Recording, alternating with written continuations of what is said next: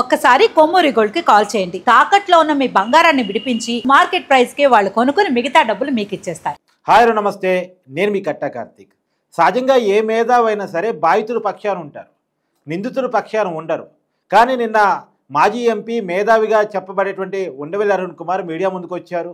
రకరకాల విషయాల మీద తన అభిప్రాయాన్ని వెల్లడించారు. అదే క్రమంలో ఈ మధ్య కాలంలో అరెస్ట్ అయినటువంటి ఒక ఐపీఎస్ ఆఫీసర్ విషయంలో మాత్రం తన సానుభూతిని చూపించే ప్రయత్నం చేశారు. ఇంతకీ ఆ ఐపీఎస్ ఆఫీసర్ అరెస్ట్ అయింది ఏవి కేసులో అంటే, ఒక మహిళని చట్ట విరుద్ధంగా అక్రమంగా అరెస్ట్ చేసి వేధించిన కేసులో ఆయన అదుపులో తీసుకోవడం జరిగింది. మరి ఆ కేసులో బాధితురాల పక్షాన కాకుండా ఆ పోలీస్ ఆఫీసర్ పక్షాన ఉండాల్సిన అవసరం ఆ మాజీ ఎంపీకి, ఆ మేధావికి ఎందుకు వచ్చింది? ఆ ఉండవెల్లి అరుణ్ కుమార్ అలా ఎందుకు మాట్లాడాల్సి వచ్చింది? ఆ విషయాల మీద మనం తెలుసుకునే ప్రయత్నం చేద్దాం, విశ్లేషణ తీసుకునే ప్రయత్నం చేద్దాం. మనతో ఉన్నారు ప్రముఖ సామాజిక రాజకీయ విశ్లేషకులు కొత్త రవీంద్రబాబు గారు. సార్ నమస్కారం. నమస్తే సార్, నిన్న ఉండవెల్లి అరుణ్ కుమార్ మాట్లాడిన మాటని మీరు ఏ రకంగా విశ్లేషిస్తారు? ఉండవల్లి అరుణ్ కుమార్ ఆంధ్రప్రదేశ్ రాష్ట్రంలో మాజీ ఎంపీ గారు అరెస్టు కాబడ్డ పిఎస్ఆర్ ఆంజనేయులు ఐపీఎస్ ఆఫీసర్ని జైల్లో కలిసిన తర్వాత ప్రెస్ మీడియాలో కొన్ని మాటలు మాట్లాడటం జరిగింది. ఇప్పుడు మీరు అన్నారు ఉండవల్లి అరుణ్ కుమార్ పిఎస్ఆర్ ఆంజనేయులు పక్షాన ఉన్నాడు అని. నేనేమంటానంటే ఆయన మాట్లాడిన మాటలు ఆయనకి క్లీన్ చిట్ ఇచ్చే ప్రయత్నం చేస్తున్నాడు. అవును, ఒకటి. రెండోది, కలవటం వెనక రకరకాల వ్యూహం ఉన్నట్టుగా మనకు అర్థమవుతా ఉంది. ఎందుకంటే ఉండవల్లి అరుణ్ కుమార్ చాలా కాలం నుంచి కనుమరుగైపోయిన మాజీ ఎంపీ. గతంలో ఎప్పుడు ప్రెస్ మీడియాలో మాట్లాడినా కూడా మార్గదర్శి చిట్ ఫండ్, ఈనాడు, రామోజీరావు, ఈ తప్ప వేరేది మాట్లాడేవాడు కాదు. సరే, ఇప్పుడు చాలా కాలం నుంచి దూరంగా ఉన్నాడు. ఉండవల్లి అరుణ్ కుమార్ వైఎస్ రాజశేఖర రెడ్డికి చాలా వినయ విధేయుడు. అదే పరంపరలో జగన్ గారికి కూడా మంచి అభిమాని. ఇప్పుడు కలవటం ఓకే, కలిశాడు. కలవటానికి ముందు ఫోన్ చేసి మాట్లాడానని చెప్పాడు ఆయన. మరి పిఎస్ఆర్ ఆంజనేయులు గారికి ఫోన్ ఇచ్చి ఆయనకి మాట్లాడే సదుపాయం ఉండవల్లి అరుణ్ కుమార్తో మాట్లాడే అవకాశం ఎవరిచ్చారు? అది అలో చేస్తారా రిమాండ్ ఖైదీకి? పిఎస్ఆర్ ఆంజనేయులు ఉండవల్లి అరుణ్ కుమార్ గారితో ఫోన్లో మాట్లాడానని ఆయనే చెప్పాడు, నేను చెప్పింది కాదు. కలవటానికి వెళ్ళే ముందు నేను వస్తున్నాను జైలు కానీ ఫోన్లో మాట్లాడాడంట. మరి ఆ అవకాశం ఉందా? వేరే రిమాండ్ ఖైదీలకు కూడా అది ఉంటుందా? మరి ఈయనకి ఎట్లా వచ్చింది? రెండోది, పిఎస్ఆర్ ఆంజనేయులు మాజీ ఐపీఎస్ అధికారి అరెస్ట్ కాబడిన కేసు పరంపరని ప్రజల దృష్టిని డైవర్ట్ చేసే విధంగా, డైల్యూట్ చేసే విధంగా ఆయన ఆ కేసుని చిత్రీకరించే ప్రయత్నం చేస్తున్నాడు. కాదంబరి జత్వానీ కేసు అక్రమ arrest, detention 43 days with parents, torture. మరీ ముఖ్యంగా ఒక ఆడమనిషి ఏజ్డ్ అయిన తల్లిదండ్రులను తీసుకొచ్చి అక్రమ నిర్బంధించింది. అది కూడా ఎక్కడ? విజయవాడలో వీటీపీఎస్ గెస్ట్ హౌస్లో, స్టేషన్లో కూడా కాదు.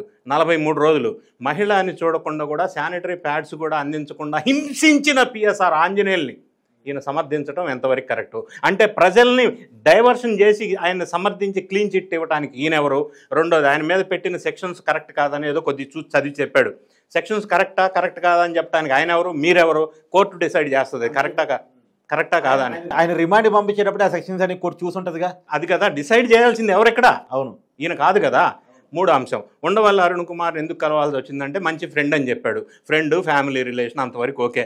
కానీ కలిసిన తర్వాత ఆయన మాట్లాడిన మాటల్లో ఇంకొక పాయింట్ ఏమంటే, పిఎస్ఆర్ ఆంజనేయులు ప్రముఖ దర్శకుడు జంజాల గారి దగ్గర చుట్టం, తోడలుడో షడ్డుగుడో ఏదో చెప్పాడు.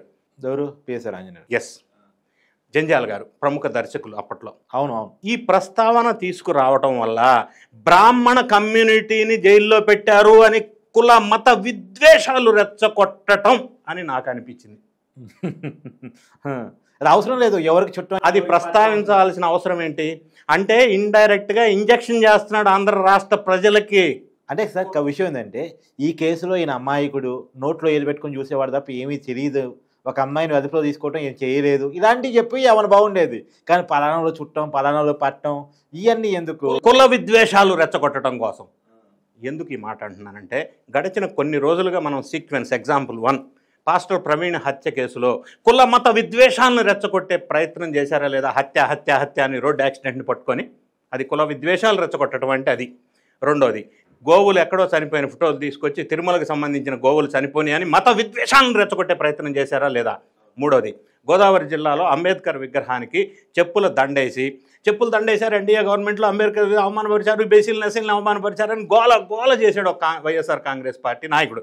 పోలీస్ ఇన్వెస్టిగేషన్లో తేలింది ఏంటంటే, అది ఆ దండేసింది ఆయన, గోల చేసింది ఆయన. ఈ ఎగ్జాంపుల్ 1, 2, 3 ఇంకా చెప్పుకుంటే చాలా ఉన్నాయి. వీటిని ఆధారంగా చేసుకొని ఇప్పుడు పిఎస్ఆర్ ఆంజనేయులు కలిసిన తర్వాత ఈయన మాట్లాడిన మాటలు ఇది విద్వేషాలను రెచ్చగొట్టడం కాదా నెక్స్ట్ వ్యూహం? నేను నిజంగా ఉండవేల అరుణ్ కుమార్ గారు బయటకు వచ్చారంటే 2-3 విషయాల మీద మాట్లాడతారని అనుకున్నాను సార్. ఏంది అంటే, ఒకటి ఎప్పుడు లేని విధంగా ఐపీఎస్ అధికారులు అరెస్ట్ కావాల్సిన పరిస్థితి, అంటే జగన్మోహన్ రెడ్డి గారితో పెట్టుకుంటే గతంలో ఐఏఎస్ ఆఫీసర్లు అరెస్ట్ అయ్యారు, శ్రీలక్ష్మి లాంటి వాళ్ళు అరెస్ట్ అయ్యారు మీకు తెలుసు. తర్వాత ఇప్పుడు ఐపీఎస్ ఆఫీసర్లు అదుపులో పోలీస్ అదుపులో 3 సస్పెండ్ కావటం, ఒకరు అరెస్ట్ కావటం జరగటం. ఈ పరిస్థితికి జగన్మోహన్ రెడ్డి గారు ఎలా కారకులు అయ్యారనేది ఒక విషయం. తర్వాత గోవుల పేరుతో వైసీపీ చేసిన రాజకీయం, మత విద్వేషాన్ని రెచ్చగొడుతూ ప్రవీణ్ పగడాల ఇష్యూను వాడుకున్నటువంటి వైనం అనేది, సొంత కుటుంబ సభ్యులు కూడా ఆగండి దండం పెడతాం మీరు రాజకీయం చేయకండి అని వైసీపీని వేడుకున్న పరిస్థితి కదా. వీటన్నిటి మీద మాట్లాడతారేమో అనుకున్నా కానీ వీటన్నిటి మీద మర్చిపోయి ఒక ఐపీఎస్ ఆఫీసర్ని మీరు అన్న సీతారామాంజనేయుని వెనకేసుకొచ్చే ప్రయత్నం ఎలా చూడాలి అసలు? సీతారామాంజనేయుల బ్యాక్గ్రౌండ్ ఏంటి? కాదంబరి జత్వానీ కేసు ఎంత తీవ్రమైన కేసు. ఇప్పుడు జనవరి 30వ తారీఖు సీఎంఓ ఆఫీస్లో, సీఎం ఆఫీస్లో పిఎస్ఆర్ ఆంజనేయుల నేతృత్వంలో సకల శాఖ మంత్రి ఆధ్వర్యంలో కాంతిరాణా టాటా విశాల్ గున్నిని పిలిచి ఇన్స్ట్రక్షన్స్ ఇచ్చి ఆమెను వెళ్ళి ముంబై తోలుకురమ్మని చెప్పింది ఎవరు? పిఎస్ఆర్ ఆంజనేయులు. జనవరి 30. కాదంబరి జత్వానీ మీద కుక్కల విద్యాసాగర్ విజయవాడ ఇబ్రహీంపట్నంలో కేసు ఫైల్ చేసింది ఫిబ్రవరి 2వ తారీఖు మార్నింగ్ 6:30కి. వీళ్ళు ఫ్లైట్లో వెళ్ళింది ఫిబ్రవరి 2వ తారీఖు మార్నింగ్ 7:30 ఫ్లైట్. ఎయిర్పోర్ట్లోకి గంట ముందు వెళ్ళాలి, అంటే కేసు పెట్టకముందు ఎయిర్పోర్ట్లోకి వెళ్ళిపోయారా? ఎలా అంటే ఫిబ్రవరి 1వ తారీఖే టికెట్లు బుక్ చేశారు, కేసు ఫైల్ అయింది ఫిబ్రవరి 2వ తారీఖు. అదే అవును అవును అవును అవును. ఎలా తీసుకొచ్చారు అంటే వాళ్ళకి కళ వచ్చింది రండి సార్, రేపు జత్వానీ మీద కుక్కల విద్యాసాగర్ అని ఒక వ్యక్తి వచ్చి కేసు పెడతారు, వాళ్ళకి కళ వచ్చింది. నేను అనేది ఇవి సక్రమమా అక్రమమా? రెండోది ఉండవల్లి అరుణ్ కుమార్ దాన్ని డైవర్షన్ చేసే ప్రయత్నం చేస్తున్నాడు. అదేదో సక్రమమైన కేసు విచారణ చేశారని. ఎట్లా సక్రమం అని నేను అడుగుతున్నా. 43 రోజులు ఉంచొచ్చా విటిపిఎస్ గెస్ట్ హౌస్లో? ఏ విధంగా సక్రమం? రెండో అంశం. ఇంకొక అంశం, జగన్ రెడ్డి గారు ఈయన రాయ బేరానికి పంపించాడు ఆ పిఎస్ఆర్ ఆంజనేయుల దగ్గరికి. ఓహో, ఆయన అప్రూవ్డ్గా మారి జగన్మోహన్ ఇరికించకుండా లోపల బేరసారాల కోసం పంపించాడు, రాయబారాల కోసం పంపించాడు మీ అనుమానం? ఎస్. అందుకే నేను రకరకాల యాంగిల్లో దీన్ని చూడవలసి ఉంటుంది. Valid point sir. ఎందుకు ఈయన వెళ్ళాడు, వెళ్ళిన తర్వాత ఈయన మాట్లాడిన మాటల్లో వివిధ రకాల కోణాల్లో దీన్ని చూడవలసి ఉంటుంది. ఏ రాయబారం లేకపోతే ఈయన మాట్లాడిన మాటలు అన్నీ ఫాల్స్, డైవర్షన్ పాలిటిక్స్, డైవర్షన్, జనాన్ని తప్పుదో పట్టించే విధంగా. మరి ముఖ్యంగా పిఎస్ఆర్ ఆంజనేయులు గొప్ప వ్యక్తి, బాగా అంటే ఆయన విధి నిర్వహణ చేశాడు అన్నారు. మరి అదే పిఎస్ఆర్ ఆంజనేయుల మీద ఆడవాళ్ళని హరాస్మెంట్ చేశాడని అభియోగాలు ఉన్నాయి.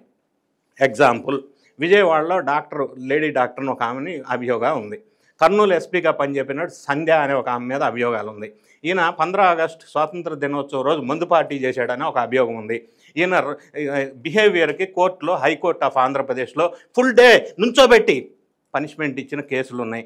ఇదే కాకుండా ఆంధ్రప్రదేశ్ పబ్లిక్ సర్వీస్ కమిషన్కి ఈయన సెక్రటరీగా విధి నిర్వహణ చేసినప్పుడు డిజిటల్ ఎవాల్యుయేషన్ పేరుతో ఆంధ్ర రాష్ట్ర ఖజానాకి సంబంధించిన 6 కోట్ల రూపాయలని హాయ్లాండ్ అనే రిసార్ట్లో ఎందుకు ఖర్చు పెట్టి డిజిటల్ ఎవాల్యుయేషన్ చేశారు? అధికార దుర్వినియోగం, ప్రభుత్వ సొమ్ము లూటీ కాదా?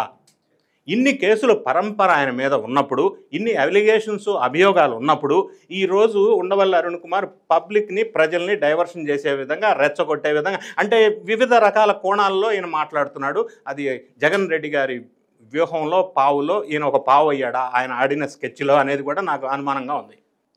Thank you sir. థ్యాంక్స్.